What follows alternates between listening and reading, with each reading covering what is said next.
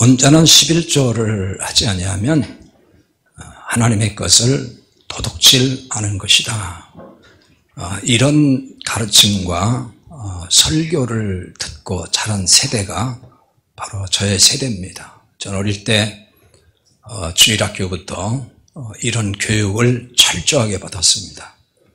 그래서 제가 복음을 깨닫기까지는 거기에 굉장히 잡혀가지고 11조를 그야말로 철저하게 해야 된다는 것이 항상 원칙이었고, 그것이 믿음이었고, 그것이 신앙의 어떤 척도가 되기도 했어요.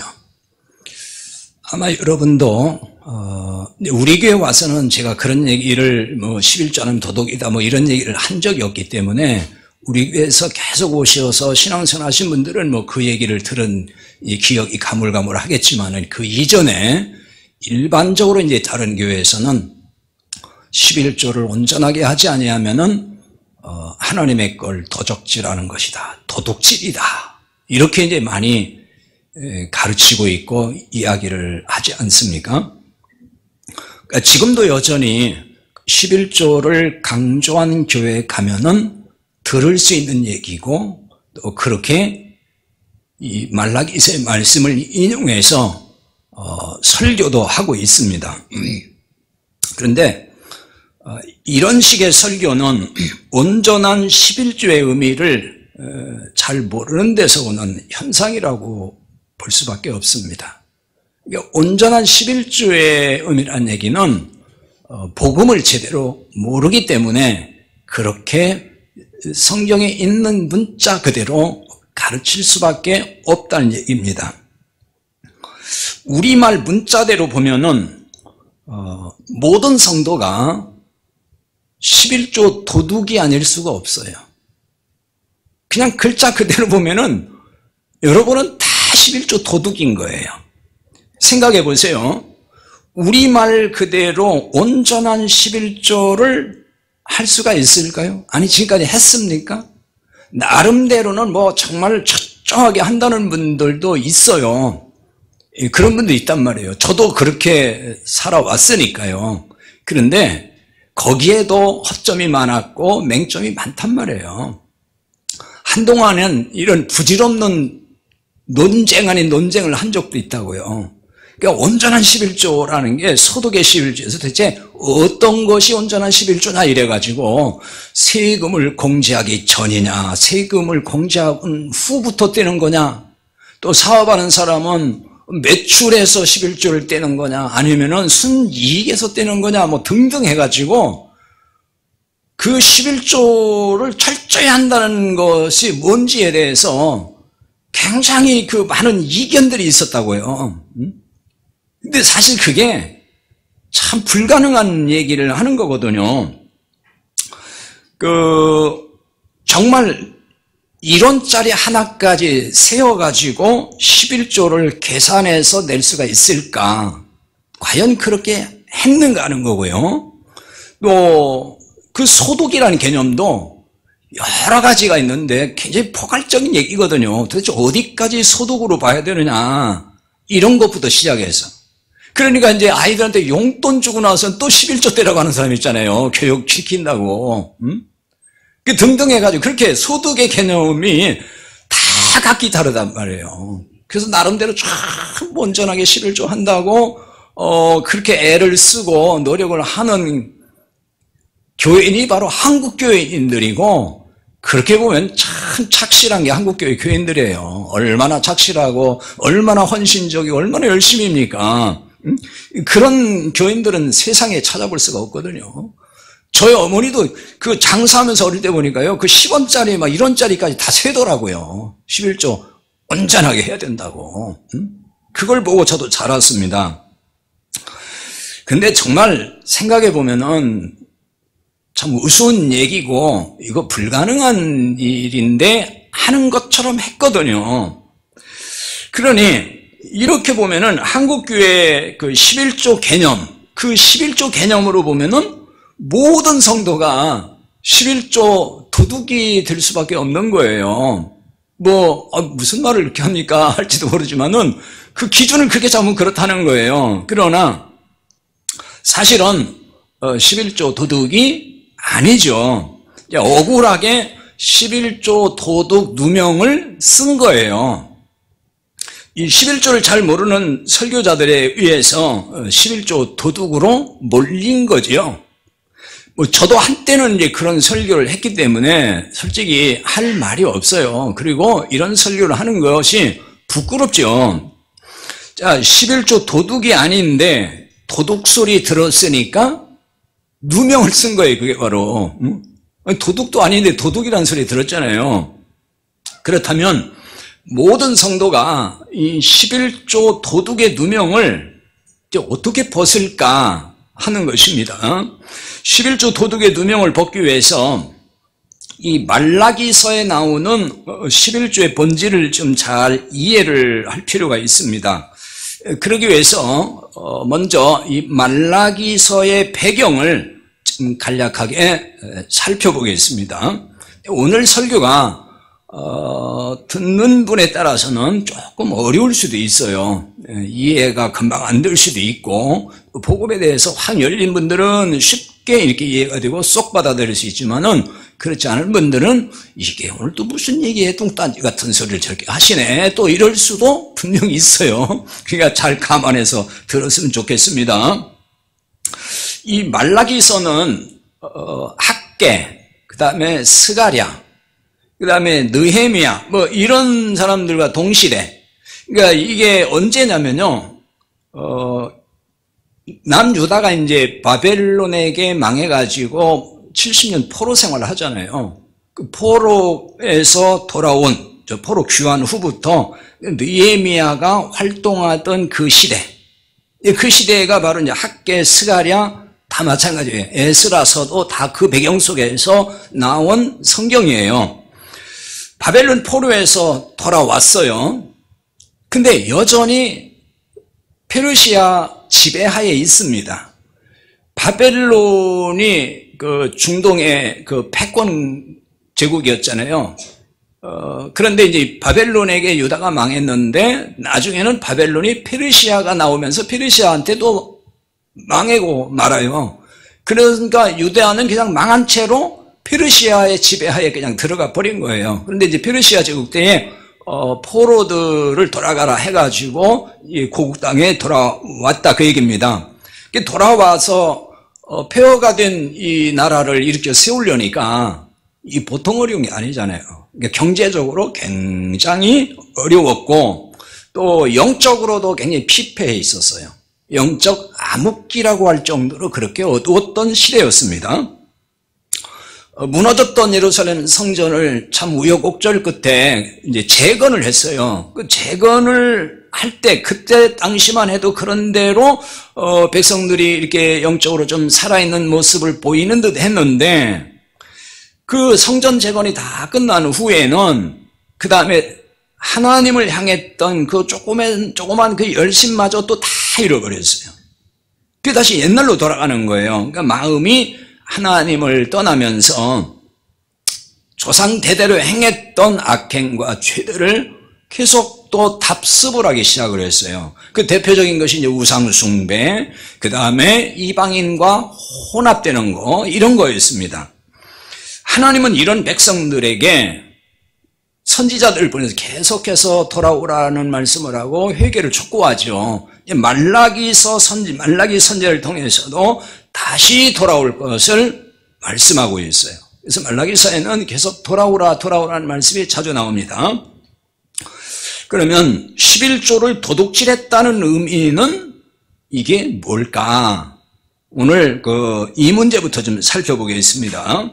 근데 이 문제를 이해하기 위해서는 말라기와 동시대인 느헤미야, 그래서 이 느헤미야서를 살펴보는 게 되게 중요해요. 왜냐하면 동시대에 일어난 일이기 때문에 느헤미야서를 보면은 말라기서를 이해하는데 여러 가지로 도움이 됩니다. 느헤미야가 유다 총독이었잖아요. 이 총독으로 재직 중에는 11조 그 분배가 잘 이루어졌어요. 왜냐하면 이제 11조를 백성들이 하면은 그 11조를 레위족에게, 그 다음에 성전에서 일하는 사람들, 뭐 제사장들 비롯해서 전부 이렇게 분배를 해야 되거든요. 이런 일이 잘 이루어졌어요. 하지만 이제 느헤미야가 페르시아로 잠시 돌아간 적이 있는데, 돌아간 후에는 모든 것이 또 다 원점으로 돌아오고 변했어요. 그 중에서 대제사장 엘리야십을 중심으로 제사장들이 성전 창고에 쌓아둔 11조를 전부 빼돌렸습니다. 개인 착복을 했다 그 말이에요. 제사장들이 욕심꾸러기가 돼가지고 타락을 했어요. 타락해가지고 성전 창고의 11조를 야곱야곱 다 빼돌려서 그 레위족한테 돌아갈 것까지 다 그냥 가지고 전부 챙겨 가지고 갔다 그 얘기입니다. 그러니까 어떤 일이 생기겠어요? 레위 사람들, 그 다음에 성전에서 일하는 사람들에게 그 11조가 돌아가야 되는데, 그래서 그 사람들이 그걸로 이제 생활도 해야 되고 먹고 살아야 되는데, 그 돌아갈 몫이 다 사라져 버린 거예요. 야금야금 다 빼가다 보니까. 그 레위인들은 아시다시피 이제 11조를 기업으로 받아 사는 사람들이잖아요. 그러니 그게 안 돌아오니까 얼마나 어려워졌겠습니까, 생활이. 그러자 이들이 급기야는 이제 먹고 살기를 찾아서 다 떠나버렸어요. 우리가 여기 붙어 있어서 지금 11조 하나 우리한테 주는 것도 없고 우리의 몫이 하나도 없는데 뭐 여기서 손가락 빨고 있느냐, 우리도 먹고 살아야지 하고서 전부 다 떠나버렸어요. 도망쳤다 그랬어요. 그럼 이것을 백성들이 몰랐을까요? 백성들이 그걸 다 안 거예요. 어떤 사태가 지금 벌어진지를 안 거란 말이에요. 그러니까 백성들이 다 심써 농사해가지고 또 뭐 짐승 키워가지고 11조를 바쳤는데 이거를 제사장들 그 몇 사람이서 결탁해가지고서 다 그 착복으로 빼돌렸다고 하더라. 그래서 레위인들이 먹을 것이 없어가지고 전부 흩어졌다고 하더라. 다 이걸 알게 됐단 말이에요. 그 백성들이 화가 나겠죠? 우리가 기껏 11조 갖다 냈더니 말이야 엉뚱한 몇 사람이 그냥 다 착복을 하고 이런 일이 벌어질 수가 있어. 도대체 이게 뭐야? 우리 11조 되지 말자 이렇게 버린 거예요. 11조가 중단이 됐단 말이에요. 중단이 됐어요. 요즘 같으면 안 그러겠냐고요. 예를 들어서 뭐 담임 목사가 뭐 장로들하고 결탁해가지고서 교회 들어온 뭐 물질을 그냥 전부 다 개인 착복해버리고 막 이리 빼돌리고 저도 빼돌리고 하는 걸 교인들이 알았다. 그러면 교회에다가 뭐 이제 돈을 내겠습니까? 헌금이라고 내겠냐고요. 이를테면 그런 일이 벌어진 거란 말이에요.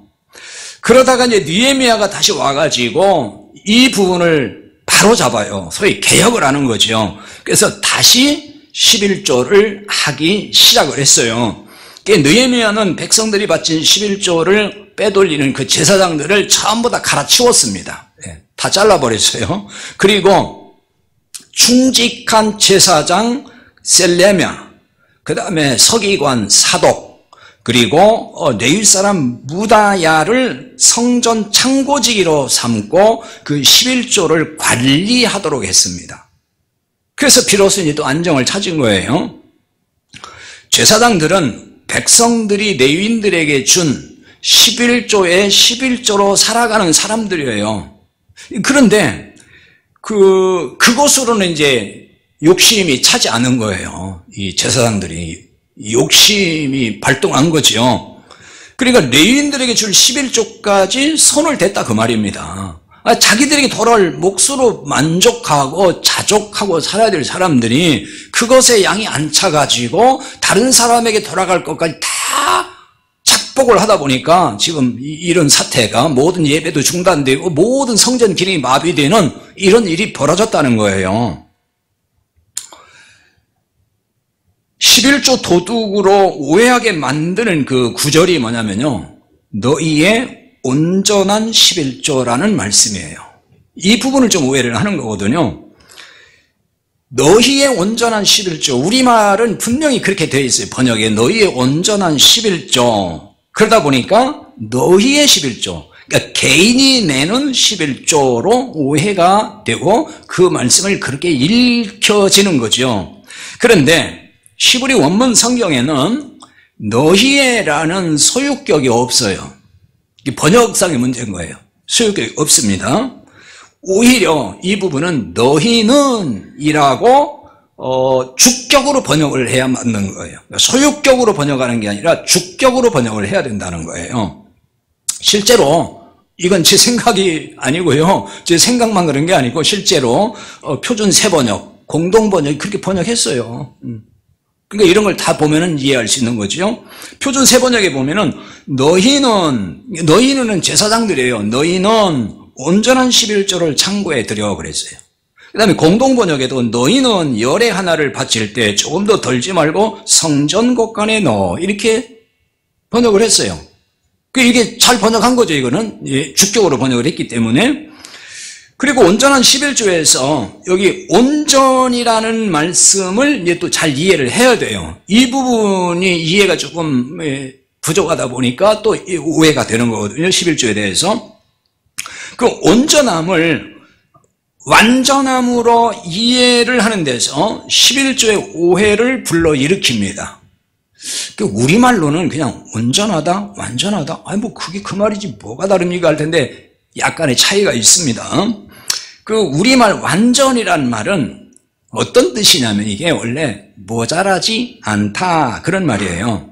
예를 들면은 어떤 통에다가 10개를 채워야 되는데 8개만 채웠어요. 그럼 2개가 모자라잖아요. 그걸 말하는 거예요. 그게 완전하지 않다 그렇게 말을 하는 거예요. 완전하지 않다. 이게 이제 11조를 정확하게 하라는 말이 되는 거예요. 그렇게 보니까. 그러니까 11조를 정확하게 잘 이렇게 숫자를 세어가지고 해야 되는데 그렇게 못했다라고 이 부분을 이해한단 말입니다. 근데 그게 오해라 그 얘기예요. 자, 이를테면은 11조는요, 원래 11조는 돈으로 하지 아니했습니다. 율법에서 말한 11조는 절대 돈으로 하면 안 돼요. 그 부분은 나중에 또 뭐 기회가 있으면 설교를 할 필요가 있는데요. 그럼 다 뭐냐? 먹거리를 가지고 11조를 하게 되어 있어요. 먹거리로. 짐승, 땅에 난 소산물, 이런 거예요. 그것도 굉장히 중요한 복음적 의미가 사실은 거기 있어요. 근데 오늘은 그 얘기는 지금 못합니다. 자, 아무튼 돈으로 하는 건 아니에요. 그러니까 사실은 그러니까 오늘날은 이제 전부 돈으로 하잖아요. 그럼 그 시대에 돈이 없어서 그랬느냐? 아니에요. 그 시대에 돈이 있었습니다. 처음 성전 세겔도 있었고 다 돈이라는 게 있었어요. 화폐 기능하는 게. 근데 원래 11조는 전부 그 당시에는 율법 시대에는 전부 다 소산물, 땅의 소산물에서 해야 됐다. 먹거리였다 하는 것을 일단 알아야 됩니다. 그러니까 이제 가축, 짐승, 그 다음에 땅의 소산물인데 가축이나 어떤 짐승의 경우에는 11조를 할 때에 한 마리, 두 마리 이렇게 잘 세워가지고 거기서 할 수 있잖아요. 정확하게. 딱 떨어지니까. 근데 문제는 토지 소산물이란 말이에요. 토지 소산물은 예를 들어 우리나라에서 한번 생각을 해보면은 뭐 콩, 깨, 쌀 뭐 이런 거 그러면 11조를 하려면은 그 10분의 1을 어떻게 다 그 세서 할 수 있어요? 불가능이잖아요. 그 언제 그 다 세냐고요, 그거를. 몇 개인 줄 알고, 이게 몇 개인 줄 알고. 자, 이렇게 완전함으로 이해해서 계산하면은 이 11조 율법을 정확하게 지킬 수 있는 사람은 없다는 얘기예요. 누가 지키겠어요? 그걸 못하는 거지. 하나님이 이런 셈법으로 사람을 피곤하게 했을까? 하나님은 그런 분이 아니죠. 자, 앞서 밝힌 대로 온전한이란 단어의 오해가 그러니까 온전한 11조를 오해하게 만들었다 하는 거예요. 그럼 여기 온전하다는 말은 무슨 뜻이냐? 이 말은 원문에서 모두 그런 뜻이에요. 모든 혹은 전체. 그래서 영어 성경에는 주로 이제 두 가지로 번역했어요. all, 그 다음에 whole. 그러니까 모두 전체를 말하는 그런 단어로 번역을 했습니다. 그러므로 온전한 11조는 모든 11조라고 번역을 해야 원문에 맞습니다. 이런 의미에서 오늘 10절을 직역으로 한번 설명을 하고 이해하면은 좋을 것 같아요. 10절이 아니고 8절인가요? 8절. 8절이네요. 이런 얘기예요. 그러니까 너희 제사장들아, 백성들이 바친 11조를 빼돌리지 말고 모든 11조를 창고에 드리라. 백성들이 가진 걸 빼돌리지 말고 그 모든 11조를 창고에 드리라. 그 모든 11조를 말하는 거예요. 그러니까 그 모든 11조. 그리하여 여호와의 집에 양식이 있게 하라. 자, 좀 이해가 되나요? 당시 11조 도둑의 원흉이 누구예요? 제사장들인 거예요. 백성들이 아니에요. 하나님은 말라기 선지자를 통해서 제사장들을 얼마나 혹독하게 책망하는지 몰라요. 1장부터 보면 전부 제사장 책망인 거예요, 사실은. 물론 백성들에 대한 책망도 나오긴 하지만 주로 제사장들을 얘기하는 겁니다. 하지만 오늘날 이 11조에서 살펴보고 알아야 할 더 중요한 문제는 지금 이런 점이 아니에요. 이런 점이 아니고 오늘날 그 왜 은혜 시대에는 11조를 폐지해야 되는가에 대한 문제예요. 이게 정말 중요한 문제인 것입니다. 11조에 담긴 복음을 알면은 11조 폐지의 이유가 아주 분명해진다는 것입니다. 말라기서의 이 11조에 담긴 복음에 대해서 살펴보겠습니다. 이 복음의 그 11조율법에 담긴 복음을 이해를 해야만이 그러니까 이 시대에는 11조를 폐지하는 게 맞구나 이렇게 깨달아지는 거예요. 그렇지 않고서 다른 얘기를 하면은 우리 이상하게 돼버리겠죠. 그 다음에 한국교회가 여전히 11조 유효, 11조는 지금도 해야 된다라고 거의가 10교회라면 거의 9개 넘게 9.5 이상은 전부 다 주장을 하기 때문에 이렇게 제가 설교를 하고 이런 얘기를 하면은 오히려 저를 이상하게 볼 수 있고 오히려 그것이 이제 공격이 될 수 있다는 거죠. 저만 그렇게 주장은 아니지만은 어쨌든 소수가 그런 얘기들을 지금 한단 말이에요. 그래서 여러분이 잘 생각을 해야 되는 것입니다. 자, 이 부분을 이해하기 위해서는 그 예수님의 11조에 대한 관점을 먼저 알아볼 필요가 있어요. 예수님은 11조를 어떻게 이해하셨는가? 또 어떻게 바라보셨는가? 중요하겠죠? 예수님이 11조를 어떤 관점으로 보셨느냐는 거예요. 그걸 알 수 있는 게 이제 마태이 23장 23절에 지난주에도 소개를 했던 말씀입니다. 화 있을진저 외식하는 서기관들과 바리새인들이여, 너희가 박하와 회양과 근체 11조는 들이되 율법에 더 중한 바 정의와 긍휼과 믿음은 버렸도다. 그러나 이것은 행하고 저것도 버리지 말아야 할 것이니라. 11조는 지금도 유효하고 해야 된다고 주장하는 근거로 삼는 구절 중에 하나가 이 구절이라 그랬어요. 왜냐하면은 여기에 보면은 박하와 회양과 근체 11조는 들이되 율법에 더 중요한 바 정의, 긍휼과 믿음을 버렸다 그러면서 이것도 행하고 저것도 행하라고 했지 않느냐. 예수님이 그러니까 그 율법의 정신도 행하고 11조는 11조대로 하라고 하지 않았느냐, 이제 그렇게 얘기한단 말이에요. 그냥 아무 생각 없이 들으면 그래 맞지 이렇게 생각할 수 있지만은 지금 이 시점은 어느 시점이라고 그랬죠? 11조 십자가 사건 이전 시. 지금 여기까지는 다 율법 시대인 거예요. 그래서 바리새인 서기관들이 예수님께 하시는 거예요. 십자가 사건 이후가 아니고 십자가 사건 이전이다 그 말입니다. 그러니까 예수님도 그렇게 말씀을 하신 거예요. 그럼에도 불구하고 지금 이 마태복음 23장 23절은 주요 논점이 11조가 아니고 바리새인 서기관들의 위선, 외식하는 신앙생활을 책망하면서 11조의 예를 들은 거예요. 그러니까 본격적으로 11조를 얘기하려고 한 게 아니고 그들의 위선을 책망하는데 11조 얘기를 꺼냈다 그 말입니다. 아무튼 그래도 예수님이 여기 말씀한 부분을 조금 오늘 세밀하게 이해를 해야 되는데 여러분이 귀담아 잘 집중해 드려야 됩니다. 예수님이 여기서 11조 율법에 담긴 복음을 사실상 말씀을 하신 거예요. 그것이 뭐냐?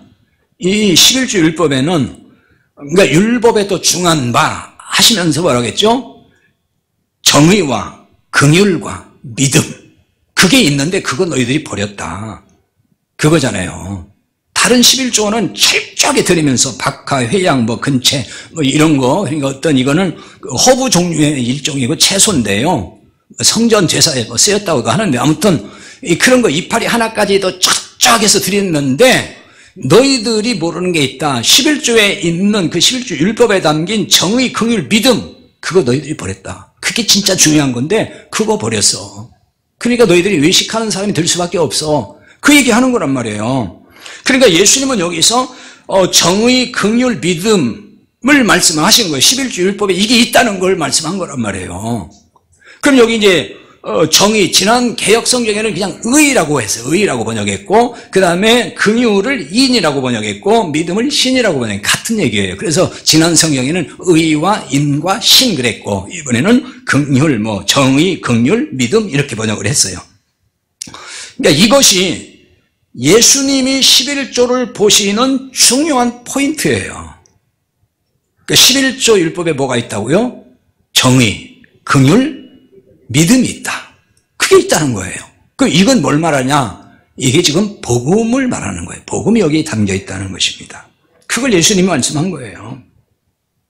근데 이제 정의가 그럼 뭐냐는 거죠. 정의가 뭐냐? 이 정의라는 얘기는 그냥 우리말로만 보면은 마치 어떤 공정, 또 우리가 의롭다는 말을 많이 듣다 보니까 의로워지는 거 등등, 이렇게 이제 금방 이해가 우리말로는 그렇게 이제 받아들이기 쉬운데, 이 말의 원문의 뜻을 보면은 이게 결정 혹은 판단, 그다음에 심판 이런 뜻이 있어요. 근데 여기서는 심판으로 보는 게 좋습니다. 왜 그런지를 한번 생각을 해보겠습니다. 이걸 이해하기 위해서는 레위기 25장 23절을 가서 봐야 되는데요. 거기 이런 말씀이 나와요. 토지를 영구히 팔지 말 것은 토지는 다 내 것임이라 너희는 거류민이요 동거하는 자로서 라고 말씀을 해요. 거류민이라는 말은 나그네예요. 지난 개역에는 나그네라고 번역했는데 또 이번에는 거류민 그랬어요. 나그네가 더 편한 말이죠. 나그네, 동거한다, 우거한다 같은 얘기입니다. 그러니까 하나님은 이스라엘이 기업으로 받은 토지를 영구히 팔 수 없도록 했어요. 왜냐? 토지는 다 내 것이다. 이스라엘에게 가나안 땅을 기업으로 줬잖아요. 하나님이 다 분배했잖아요. 그러니까 영구히 너희들 소유라고 준 게 아니라는 거예요. 이거는 다 내 것이라는 거예요. 내 것이다. 그러니까 너희들 것이 아니기 때문에 매매하면 안 돼, 그 얘기예요. 팔지 말라는 거예요. 땅을 팔아먹으면 안 된다는 겁니다. 그러니까 이 토지의 소유권이 누구에게 있다는 거죠? 하나님께 있다는 말씀을 하는 거예요. 그러니까 이스라엘은 나그네로서 하나님의 땅을 임대하여 사는 존재와 같다, 그 얘기인 거예요. 맞잖아요. 나그네예요. 자기 땅이 있는 것도 아니에요. 나그네로 와서 있는데 내 땅이 아니에요. 하나님의 소유예요. 그럼 그 땅에서 농사 짓고 사는 거는 그 땅을 임대한 것과 같다, 그 얘기입니다. 빌려 쓰는 거잖아요, 지금. 그러니까 하나님은 이스라엘 백성에게 항상 나그네라는 걸 인식을 시켜줍니다. 나그네임을 인식시키는 거는 왜 그럴까요? 돌아갈 고향이 있다는 걸 알라, 그 얘기예요. 돌아갈 고향이 있다. 여기가 영원히 너희가 살 곳이 아니다. 땅도 내 것이 아니지만은 어쨌든 임시 거주하고 있다가 너희들은 다 원래 고향으로 돌아가야 된다, 그 얘기를 깨닫게 하는 것입니다. 그런데 왜 나그네 인생이 되었을까요? 왜 나그네가 된 거죠, 인생이? 쉽게 말하면 하나님 나라에서 쫓겨났다는 얘기예요. 마치 그 아담과 하와가 범죄하고 애들을 쫓겨났잖아요. 우리 인생이 그런 존재가 되고 말았다는 얘기를 하는 거예요. 하나님을 떠났기 때문에 이 땅에 그냥 쫓겨나온 것 같은 존재가 된 거예요. 이 세상 속에. 그러니까 나그네라는 말은 바로 이런 사실을 알려주는 용어인 거예요. 그러니까 나그네라는 용어 속에 이걸 담아두고 있는 거라 그 말입니다. 우리가 어떤 존재인 걸 너희가 알아야 된다. 하나님을 떠난 존재이다. 그런 얘기를 하는 거예요. 그러니까 하나님을 떠난 나그네라고 하는 얘기는 또 다른 말로 말하면 심판 아래 있다는 얘기를 하는 거예요. 자, 구원받기 이전에 이 세상에 있는 사람들은 다 심판 아래 있는 거예요. 그걸 이제 신약에 와서 뭐라고 하죠? 율법 아래 있다, 혹은 죄 아래 있다, 이렇게 표현한단 말이에요. 그게 심판 아래 있다는 얘기가 똑같은 거예요. 그러니까 이렇게 심판 아래 있는 나그네임을 인식시켜주는 것이 뭐냐? 그게 11조라는 거예요. 11조는 그런 기능을 또 가지고 있다는 것입니다. 그러니까 이런 얘기예요. 자, 하나님의 땅을 임대해서 사용을 해요. 그럼 우리가 상식적으로 남의 땅을 임대해서 사용하면은 임대료 내죠. 그걸 소장료라 그러잖아요. 그 얘기인 거예요, 지금. 그 얘기예요. 그러니까 이런 점에서 11조는 소장료의 성격이 있는 거예요.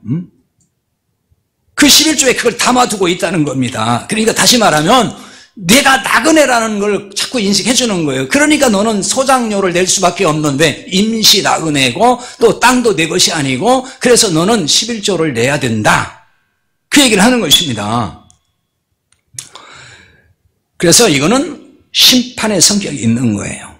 왜냐하면은 소장료를 만약에 안 내면 어떻게 되죠? 그게 쫓겨나는 거예요. 그게 심판인 거예요. 그래서 이게 심판의 의미를 11조에 담아두고 있다는 것입니다. 그런데 이 심판에서 벗어나는 길은 오실 메시아를 바라보고 믿는 것이다. 그거 알려주는 거란 말이에요. 그걸 담아두고 있다는 거예요. 그래서 11조를 누구한테 준다고요? 내인에게 줬다 그 말이에요. 왜? 내인은 성전에서 이스라엘 백성을 대신한 대속사역을 하기 때문에 그 대속사역을 하는 내인에게 11조를 주게 했다는 거예요. 그러므로 오실 영원한 대속자이신 주님을 바라보게 했다는 거예요. 그 오실 메시아 주님을 바라보고 믿으라 그 얘기예요. 그러니까 11조에 그거를 담아두었다 그 얘기를 하는 것입니다. 그러니까 11조의 본질이 바로 이런 데 있다는 거예요. 단순히 그냥 내인 먹여 살리려고 11조 내라는 얘기가 아니고 이러한 복음이 이 속에 있다는 것입니다. 그러니까 11조에 담긴 이 복음을 보지 못하기 때문에 11조는 껍데기만 남은 거예요. 유대인들에게. 그러니까 유대인들은 율법주의자가 되어버렸잖아요. 그러니까 율법에 담긴 생명이 있거든요. 그 속에 복음이 있어요. 그리스도가 있어요. 근데 그거를 유대인들이 어느 날 놓쳐버린 거예요. 다 못 보는 거예요. 그러니까 껍데기만 남는 거죠. 그게 율법주의자인 거예요. 그러니까 외식에 빠지는 거예요. 위선적 신앙생활을 한다고 말입니다. 자, 그 다음에 예수님이 말씀한 그 11조에 뭐가 있냐? 긍휼과 믿음이 있습니다. 이것도 그냥 간단하게 설명하면요. 긍휼이라는 얘기는 자비라는 뜻인데 은혜라는 말 많이 하잖아요. 우리가 그거와 유사 개념입니다. 그러니까 11조 율법에는 주님의 자비가 계시되어 있다.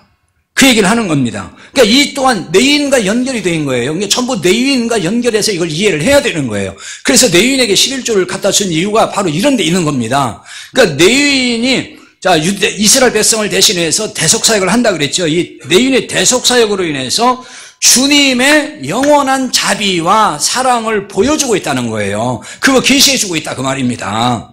그래서 긍휼이라는 말을 쓴 거예요. 그 다음에 11조에 믿음이 있다 그랬어요. 믿음. 그러니까 11조를 받는 내인의 대속을 통해서 그리스도를 바라보고 믿을 때 뭘 받아요? 구원받는다 그 말이에요. 그래서 이 구원의 복음이 여기 있는 거예요. 이 복음을 보지 못하고 놓치면은 뭐만 남아요? 껍데기만 남는 거예요. 그러니까 11조 율법만 남아가지고 그거 바치면 복 받는다는 생각만 하게 된다는 거죠. 거기에 생명은 놓쳐버리니까. 자, 그러므로 정의, 긍휼, 믿음이라는 용어 속에 무엇을 담고 있어요? 그리스도를 담고 있다. 복음을 담고 있다는 얘기입니다. 11조 율법에 그리스도라는 복음을 담고 있어요. 이게 누구 관점이에요? 주님의 관점이에요. 주님이 말씀한 거잖아요. 제 해석이 아니고 주님의 관점이에요. 구원하면 11조를 통해서 그리스도를 바라보게 했다는 말이에요. 자, 그러면 또 이렇게 오해할 수 있어요. 아, 그러면 지금도 그런 식으로 11조를 충실히 하면서 그리스도를 바라보면 되는 거 아니에요? 그럴지 몰라요. 그렇게 말을 하면은 나는 바보입니다. 아, 그와 똑같은 얘기예요. 왜 그러죠? 그리스도가 오셨잖아요.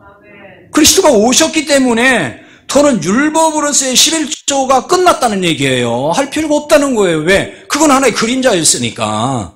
주님이 오셨어요. 이제 오셨단 말이에요. 오시기 전에는 바라보게 했어요. 그림자를 통해서. 그래 이제 오셨어요. 이런 점에서 11조를 하지 않았다고 도둑으로 모는 거는 어불성설이에요. 혹은 11조를 떼먹는다는 표현도 전혀 맞지 않는 표현이 되는 것입니다. 그리고 자, 8절에 이제 도둑질이 뭔지, 그러니까 우리가 알고 있는 11조 도둑질인지 아닌지 이 부분도 좀 한번 살펴보겠습니다. 사람이 어찌 하나님의 것을 도둑질하겠느냐라고 했습니다. 근데 여기 원문에 보면은, 히브리 원문 성경에 보면은 하나님의 것이라고 하는 소유격으로 되어 있지 않아요. 그냥 하나님이라고 나옵니다. 하나님. 하나님의 소유를 도둑질했다는 뜻이 아니고 하나님을 도둑질했다 그 말이에요. 나의 걸 도둑질했다는 게 아니고 나를 도둑질했다. 그렇게 읽어야 맞습니다.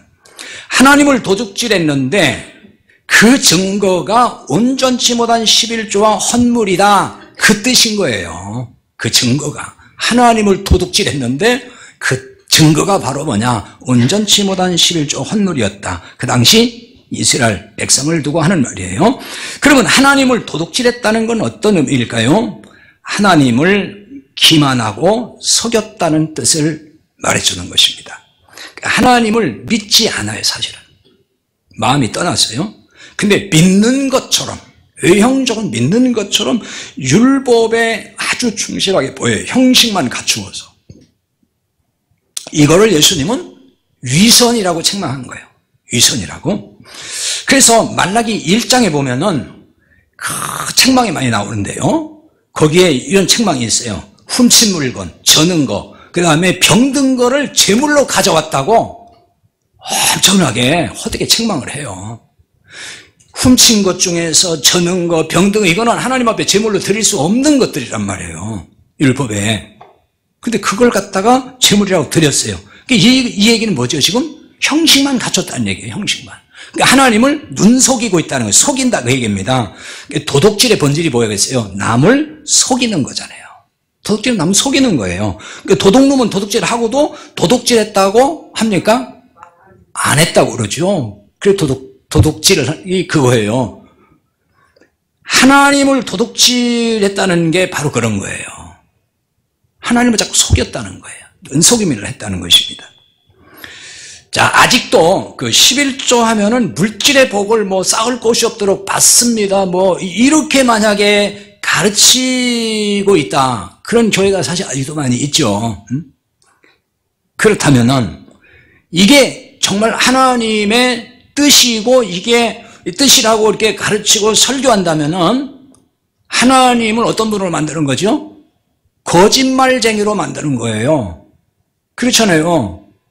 하나님은 그렇게 지금 말씀하는 게 아닌데 바치면은 뭐 다 부자 된다, 물질의 복받는다 이렇게 얘기하면은 하나님의 뜻과 전혀 반대 얘기하니까 하나님을 거짓말하는 자로 만드는 거잖아요. 그러니까 하나님을 거짓말쟁이로 만들면은 하나님을 도둑질하는 것이 아니고 뭐냐 그거예요. 다시 말하면은 하나님을 갖다가 자기 입맛에 맞도록 써먹으니까 그 하나님 도둑질한 거예요. 그게 바로.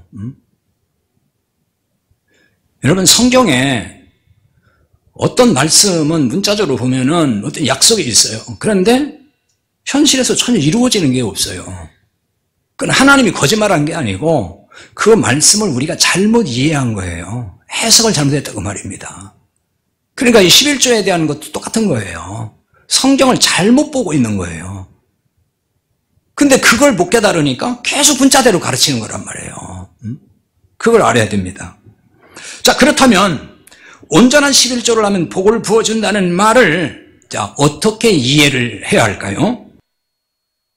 앞에서 그리스도 11조에는 그리스도가 담겨 있다는 말씀을 살펴봤잖아요. 그러니까 이런 관점에서 오늘 우리에게 이 부분을 그럼 이 시대에는 어떻게 적용하면 되는가에 대한 말씀에서 그냥 설명을 하겠습니다. 자, 11조에는 그리스도가 담겨 있다는 얘기는 바꿔 말하면 진리의 복음이 담겨 있다, 이렇게 해도 무방합니다. 따라서 11조를 진리의 복음이라고 적용할 수도 있는 거예요. 이 진리의 복음을 어디에 쌓아요? 창고에 쌓으라 그랬잖아요. 여기 이제 그 창고라는 말, 그 다음에 나의 집, 이거는 같은 개념인 거예요. 하나님의 성전에 대한 표현을 그렇게 한 것입니다. 그럼 오늘날 성전이 어디에 있어요? 예루살렘에 있어요? 네만, 우리가 성전입니다. 우리가 구원받은 우리 성도가 성전이에요. 그러니까 진리의 말씀, 복음을 우리 안에 들여놔라, 그런 뜻이 되는 거예요. 그래서 뭐가 있게요? 양식이 있게라는 거예요. 그 진리의 복음이 우리의 양식이어야 된다, 그 얘기입니다. 이게 참된 양식이라 그 말이에요. 하지만 우리가 성전이라고 하면서, 우리가 성전이라고 말을 하면서 율법의 11조를 계속 바치는 건 뭐냐? 율법의 11조를 쌓는 것과 같은 거예요. 그래서 11조의 진정한 의미를 잘 몰라 복음이 아닌 율법을 내 안에 자꾸 채우는 것과 같은 거예요. 그러니까 복음이 아닌 율법은 참된 양식이 아닌 것입니다. 하나님의 성전이 된 우리 안에 진리의 말씀, 생명의 복음이 있어야 된다는 얘기예요. 그러면 하늘문을 열고 복을 쌓을 것이 없도록 부어준다, 그 말씀이에요. 그러니까 여기서 말하는 복은 물질의 복이 아닙니다. 물질의 복이 아니에요. 물론 그 시대적 배경에서는 그런 부분을 설명할 수 있어요. 그러나 그것도 구약은 모두 다 장차 올 일에 대한 것을 그림자로 전부 설명하는 거예요. 그러니까 구약에서 말하는 어떤 물질의 복도 뭐냐면은 하늘의 신령한 복을 그냥 바로 설명을 못 알아들으니까 이 세상 걸 가지고 이렇게 되는 거다, 이 복이라는 게 이런 거다 하고서 설명해 주는 거예요. 근데 그걸 모르니까 문자 그대로 구약의 복이 지금 그대로 이루어진다고 믿는 거란 말이에요. 근데 뭐예요? 안 이루어지니까 그냥 낙심하고, 뭐 하나님 믿어도 소용없어, 뭐 11조도 소용없어, 뭐 무슨 부자가 돼, 뭐 이런 사람이 나온단 말이에요. 심지어 어떤 사람은 목사님께 와서 목사님 1년치 11조 다 돌려주세요. 뭐 복 받는다고 해서 나 꼬박꼬박 냈는데 나 복 하나도 못 받았다고. 다 달라고 했다, 그거 아니에요. 응? 성경을 모르면 그런 일이 생길 수 있죠, 얼마든지. 그러니까 이건 물질의 복을 말하는 게 아닙니다. 신령한 복, 하늘의 복을 말하고 있는 거예요. 그러니까 진리가 내 안에 있기 때문에 하늘의 복을 누리는 자가 된다 하는 말씀이에요. 나를 시험하고 라고 했기 때문에 이제 시험을 통해서 물질의 복을 받으라, 또 이렇게까지 얘기를 해요. 아니, 오죽하면 하나님이 시험하라고 했겠습니까? 시험해보세요, 이렇게까지 얘기를 한단 말이에요. 그럼 이게 맞는 얘기냐는 거예요. 그러니까 그것으로 나를 시험하라고 하는 얘기는 하나님을 시험하라는 뜻이 아니에요. 이 시험이라는 말을 테스트 한다는 의미가 아니에요. 물론 영어 성경에 뭐 NIV라든지 어떤 몇 군데 성경은 테스트를 번역은 했더라고요. 그러니까 우리말 성경 번역하면서 영어 성경 그런 걸 갖다가 아마 참고를 한 것 같긴 한데, 근데 최고의 권위 있는 성경이라는 킹제임스 버전에는 테스트가 아니고 프로브라고 되어 있어요. 증명한다. 다릅니다. 그게 원문에 가까운 거예요. 그러니까 원문에 보면 증명이란 뜻이에요. 그래서 증명하는 것, 그걸로 번역해야 됩니다. 자, 왜냐하면은 하나님은 결코 인간에게 시험받는 분이 아니에요. 시험해서도 안 되고요. 출애굽기 17장 2절에 보면 모세가 이스라엘 백성이 엄청난 책망을 합니다. 뭐라고 책망해요? 너희가 어찌 여호와를 시험하느냐, 이러면서 책망한다고요. 그 다음에 민수기 14장 22절 23절에 보면은 하나님을 시험한 이스라엘은 가나안을 볼 수 없다, 이렇게까지 엄청난 말씀을 하신다고요. 신명기 6장 16절에 너희의 하나님 여호와를 시험하지 말고, 이렇게 가르치고 있어요. 이처럼 하나님을 시험하지 말라고 했는데, 그럼 여기 와서는 시험하라고 하면은 이게 앞뒤가 안 맞잖아요. 그럼 하나님은 언제는 시험하지 말라고 했다가 언제는 또 시험하라고 했다가 왔다 갔다 그러면 도대체 하나님을 믿을 수가 있어요? 믿을 수 없잖아요. 하나님은 여러분 시험의 대상이 아니고 신뢰의 대상인 거예요. 그러니까 하나님을 시험하려고 하면 안 돼요. 시험은 자 증명, 입증 이런 뜻이라고 했죠. 그러니까 이건 테스트의 의미로 번역하면 맞지 않는 거예요.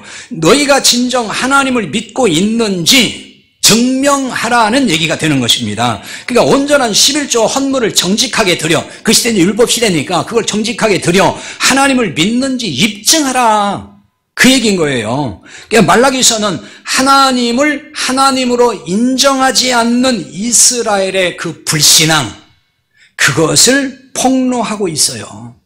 당시 거짓된 11조와 헌물을 실예로 들어서, 그걸 하나의 예로 들어서 지적을 하는 거예요. 입으로는 하나님 경외합니다, 하나님 사랑합니다, 하나님 뭐 어쩝니다 이렇게 하는데 하는 꼴을 보면은 아니다는 거예요. 전부 다. 그 대표적인 것이 11조와 헌물이었다는 얘기예요. 잘못 바치고 있었다는 거예요. 그러니까 이 얘기는, 말라기서의 이 얘기들은 지금 오늘날도 11조를 해야 한다는 근거를 제공하는 말씀은 아니다, 그 얘기인 거예요 지금. 그러므로 11조를 하면은 물질의 복을 받는다는 논리의 근거는 더더군다나 들 수가 없다는 얘기입니다. 나를 시험하여 하늘문을 열고 너희에게 복을 쌓을 것이 없도록 붙지 아니하나 보라 라는 이 말씀은 11조 하면 물질의 복을 쌓을 것이 없도록 부어준다는 말씀이 기라 아니다는 거예요. 아니다. 그리스도로 인해서 받을 하늘의 복을 말씀하는 것입니다.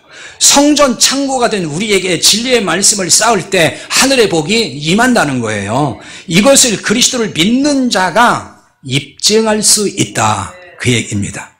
그런데 대부분 교회는 이 복을 물질의 복으로 해석을 하고 있고 그렇게 호도하고 있어요. 그러나 11조 잘 내서 물질의 복을 다 받았을까요? 그렇다고 간증하는 사람들이 없는 건 아니에요. 근데 사실은 그래서 물질의 복을 받은 게 아니에요. 그 사람이 그렇게 생각을, 해석을 하는 거지. 왜냐하면은 앞서도 말씀드렸지만은 하나님의 말씀이 그게 진리라면은 11조를 온전히 말씀대로 하면은 몇 사람만 복 받으면 안 되는 거예요. 다 같이 받아야 되는 거예요. 그렇죠? 그래야 하나님이 공평한 거죠. 아니 어떤 사람은 11조 잘해서 복 받고 어떤 사람은 11조에도 망해버렸고, 그럼 뭐예요 그거는? 11조 했는데도 망한 사람이 있어요 없어요? 저 많이 봤어요. 실제로 11조 시큰하고도 망한 사람이 있다니까요. 그러면 그건 뭐냐고요? 하나님이 거짓말한 거예요? 거짓말한 게 아니에요. 말씀을 잘못 이해를 한 거예요. 그러니까 우리가 오해하면 안 되는 거예요. 여러분 11조에서 물질의 복을 받는 것이 맞다면은 11조에서 가장 모범적으로 복을 많이 받아야 될 대상이 누굴까요? 목사예요. 왜 그래요? 목회자야말로 11조를 진짜 양심적으로 하지 않았겠어요? 저도 그렇게 했어요. 근데 저 부자 못 됐어요. 네? 그리고 우리나라에 지금 가난한 목사 얼마나 많습니까? 물론 어떤 대형교회 목사는 뭐 자기가 11조가 이렇게 복 받았다고 자랑을 하기는 합디다마는, 그럼 다른 목사도 다 복을 받아야죠. 가난한 목사가 훨씬 많습니다. 한국교회 목회자 제가 볼 때는 거의 70%는 다 가난합니다. 다 어렵습니다. 그럼 11조 떼먹어서 그런 거예요? 그거 아니잖아요. 그러니까 이제는 성경을 덮어놓고 믿지 말고 곰곰이 생각하면서 믿어야 돼요. 잘 생각을 해봐야 되는 거예요. 자, 11조 율법이라는 것은 그림자에 불과했고 그 실체인 그리스도가 오셨다는 말이에요. 따라서 11조를 폐지하는 것이 옳다, 그 말씀을 지금 드리는 거예요.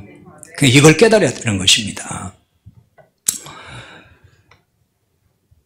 그동안은 뭐 저도 그랬고 여러분도 몰라서 그저 11조란 이름으로 이렇게 헌금이라고 해서 솔직히 다 했어요. 뭐 그걸 나무라고 싶지는 않습니다. 저도 그랬으니까. 이제는 이제 우리가 복음을 안다 그러면은 이렇게 하지 말자는 거고요. 그 대신 지난주에 말씀드린 대로 연보를 하자는 거예요. 연보를 해야 된다는 말씀을 지난주에 말씀을 드렸죠. 교회 재정이 이제 막 걱정이 되는 분들이 생겨요. 이렇게 하면은 우리 교회는 아니고요. 지방에 어느 교인이 제 설교를, 지난주 설교를 듣더니 걱정이 돼서 전화가 왔어요. 아니, 목사님 그렇게 설교하면은 목사님 교회 어려워질 텐데 어째 그렇게 설교합니까? 뭐 그런 식인 거예요. 그래서 제가 그랬어요. 우리 교회 신자들은 그런 수준은 아닙니다. 제가 그랬습니다. 그렇죠? 우리 교회 신자들은 그렇다고 해서 헌금할 걸, 연보할 걸 안 하고 그런 수준은 이미 다 벗어난 분들이에요. 네. 그렇기 때문에 저는 그런 걱정은 하지 않습니다. 참된 연보에 대해서는 다음 주일에 또 설교를 하겠습니다. 오늘 말씀을 통해서 이제 11조의 그 복음적 의미를 설명을 해드렸는데, 혹시 그동안에 11조 도둑의 누명을 썼는데 이제 벗었다고 생각을 하십니까? 이게 교회를 오래 다니면서요, 그 11조를 떼먹고 도둑질했다는 말을 딱 들어가지고 눌려있는 분들이 있어요. 눌려있고 막 죄책감이 좀 들기도 하고, 또 뭔가 좀 뭐 가정일이 잘 안 되고 뭐 사업이 좀 부진하고 그러면 내가 11조 도둑질 해가지고 떼먹어가지고 이런가, 또 이래가지고 막 불안하고 이런 분들이 사실 있어요. 말은 안 하지만은. 왜? 남들은 다 실제라고 하는데 나는 못하고 있고, 그럼 나는 어떻게 되는 거야? 막 이렇게 해서 막 불안하고, 그 다음에 이제 막 담임 목사 쳐다보기도 민망하고, 담임 목사가 다 알고 있을 텐데, 나 명색이 권사인데, 명색이 장로인데, 내가 11조도 못하고 있는데, 저는 몰라요, 지금. 누가 하는지 안 하는지도. 그러니까 걱정하지 마시고요. 그 다음에, 이제는 11조 누명을 벗겨드렸어요. 제가 벗겨드린 게 아니고 예수님이 이미 벗겨준 거예요. 그런데 우리가 그걸 모르고 누명을 쓴 것처럼 그냥 이렇게 눌려가지고, 아이고, 내가 11조 도둑놈인가? 막 이렇게 살았는데, 이제부터는 여기서 완전히 자유하시라는 거예요. 자유하셔야 됩니다. 나아가서 이 자유가 물질이라는 거침돌을 제거하는 능력으로까지 나타나야 되는 것입니다. 따라서 하나님께 나가는 일에 돈이 거침돌이 되지 않기를 바랍니다. 정말 우리 교회가 물질의 자유에서 사랑으로 우리 공동체를 섬기고 많은 사람을 섬기는 이런 교회로 세워져 갈 수 있기를 바랍니다.